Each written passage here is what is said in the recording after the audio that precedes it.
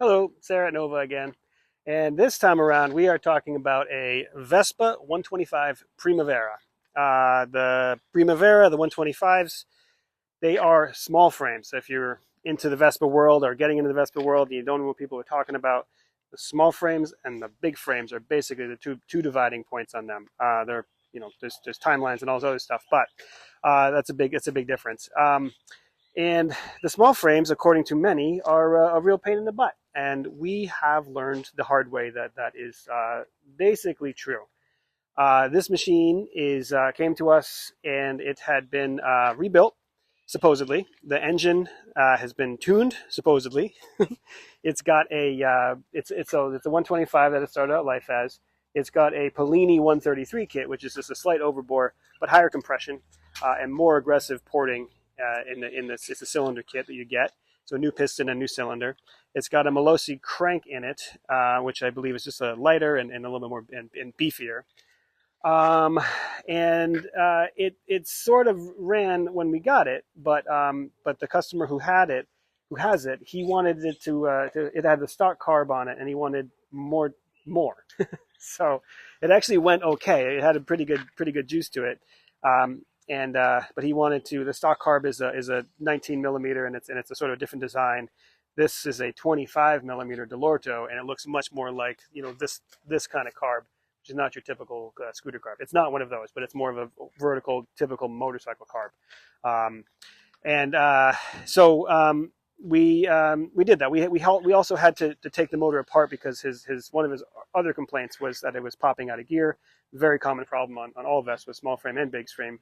The shift cross, which is how it changes gears, and also a very interesting thing to look at if you ever get a chance to take a Vespa apart. The way they shift gears in that transmission is fairly interesting, but the piece that does the actual changing of the gears and holding it in gear wears out regularly. So to change it, you got to split the cases in half and pull the motor completely out, which is the whole swing arm on a Vespa, the whole rear end. It's pretty simple, but it looks serious when you do it.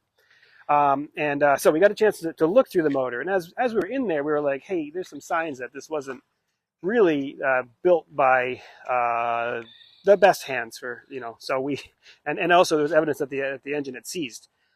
So the piston had seized, and so we kind of went through it and talked to the customer and said, hey, we'd like to fix a couple things. We'd like to replace some seals while we're in here. And I just noticed that there was some very aggressive porting that had been done around the intake, and I should have remembered that more. But when we got back to it, that really proved to bite me in the butt. Um, so before we get into the details of what we had to do to this, a little primer on how these things work. So Vespas is a two-stroke. Until the modern era, meaning the last 10, 15 years or so, they're all two-strokes. And they're very pretty rustic two-strokes. The cylinder to bore clearance on them, I thought it was a typo when I first learned it. It's about 8 thou, which is any other engine. When you get to 8 thou clearance, it's time for a rebuild. That's kind of where they want you to start on these things. So they're very rustic, very simple motors designed way back World War II or maybe even earlier.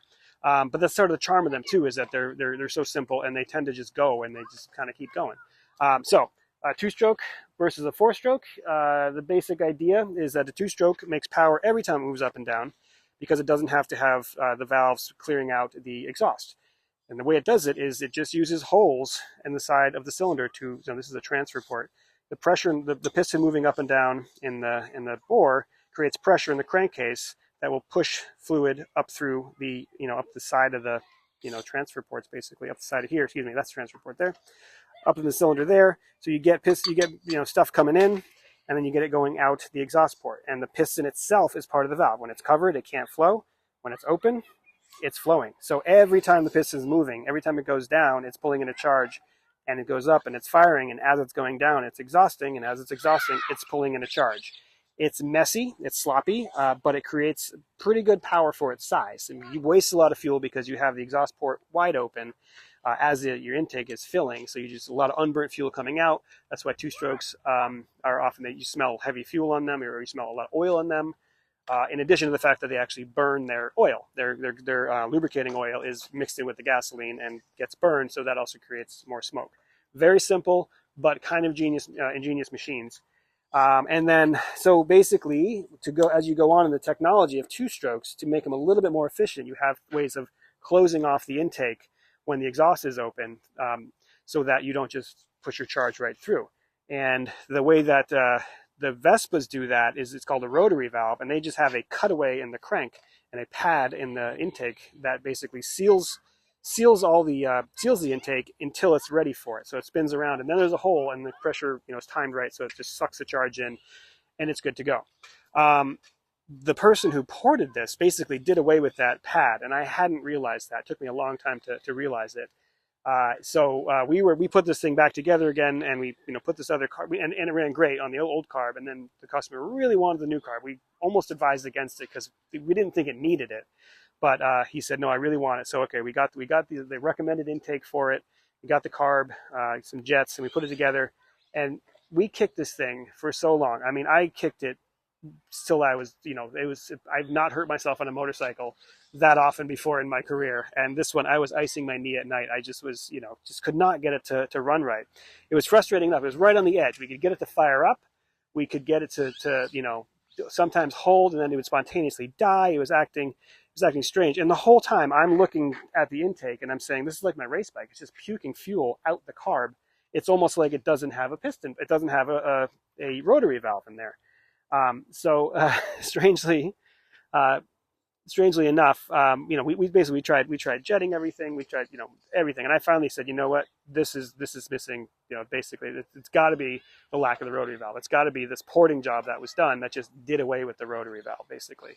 The cure for that is what's called a reed valve. And reed valves are something that's used in most modern two-strokes. Rotary valve is not used. It was in the 60s, was used on a lot of Japanese bikes, Kawasaki, Bridgestone, and others. But the reed valve came out, and that kind of did away with it all. And the reed valve is another version of a one-way valve. And you can see it works in line that when airflow is coming in this way, the pedals will open and allow fuel through. But then once that pressure stops, anything pushing this way can't go back out. So a one-way valve. And a little bit more flexible, and doesn't need to be timed, and also you can tune them with the weight of the reeds and all that other stuff. So I should have realized that the kit we got had this on it, and that's why that it would run with the smaller carb.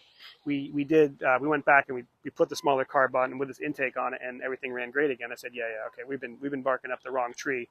This is, and the thing is, we couldn't get the reed valve kit for this carb from our normal suppliers. What we had gotten was the hot setup, what people normally do.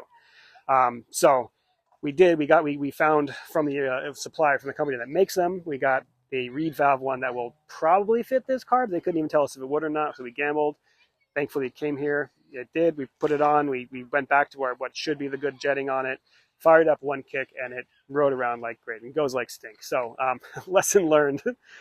Always look at the machine, how it comes in, and hope that there's a reason for why it is that way. Now, in our defense, we see a lot of performance equipment put on machines that doesn't need to be there. So if I see a reed valve on something, I don't, especially when we go through an engine and see how sloppily it was worked on, how there's chunks of stuff missing and very ugly work being done. It was almost sort of like, okay, this is built by an amateur. We disregard everything. But in our, my personal knowledge of Vespa tuning, I hadn't really known to look that closely at the pad. And this is, sadly, this is how I learned most of my things. I get it wrong one time, and then I never do it again. So now this is a super hot rod machine. I mean, it's the weight of this is a little 125. It weighs next to nothing. It scares you to ride it. I haven't ridden it with the 25 on it fully tuned yet. I rode it when it was running poorly with the 25, and on the 19 I rode it, and I was like, oh my gosh, you could throw yourself off this thing. Tiny wheels, terrible brakes, and a motor that's putting out more horsepower than it was intended for. It's a lot of fun. It's a little bit scary, but yeah. So yeah, it's a lot of things. Anytime you get into something, you have to really be thorough about it. And we learned our lesson on this. We were told it was one thing, and we realized a lot more things were going on. But regardless of whose fault it was, we should have always known better, I think. So we take a little bit of hit on the time on that, but still, it's a learning experience for us. And in the end, he's getting a cool bike out of it. We're excited to ride it around. We'll put some video of it running up on the shorts, so check that out. And if you have any experience with these Vespas, if people race these things, if that's one of you guys, chime in. We'd love to hear about that. If you hate small frames, let us know, because you're not alone. If you love small frames, tell us why, because we're getting into doing a lot more Vespas, especially this year. They just keep on coming. So we need to get the crash course on what we do not know and get it out of the way. So if you love that stuff, please chime in. We're not too proud. We can't take a little bit of instruction on these things. Yeah, that's about it. Thanks for watching. If you haven't yet, please subscribe to the channel. That really helps us. And let us know what you think in the comments. Oh, you want me to start it now? Yeah. Oh, man, okay. All right. I haven't started this one yet. We'll see what it does.